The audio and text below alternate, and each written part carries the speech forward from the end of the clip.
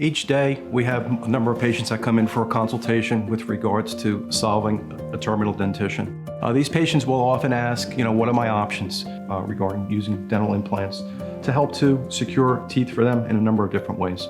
We can typically use those dental implants in a simple manner by securing a removable denture for themselves. A more sophisticated and natural approach would be to secure teeth that permanently stay in the mouth. The dental implants can be used to resemble natural teeth and mimic almost a third set of permanent teeth for themselves, where they're able to brush them, floss them, eat all the foods that they want to have, and really make an improvement in their life in many ways. They wish they did it many years before. They're able to eat foods, they have more confidence in what they're able to do on a regular basis, they're engaging with people more actively, and it's rewarding in that sense too, because the things that I expect them to be able to eat and chew, but I'm also seeing their personalities change as well. I would encourage anyone who's contemplating using an implant to replace a single tooth to a full arch of teeth to come in, get the information from me, sit down, have an in-depth consultation, and see what would best fit your needs.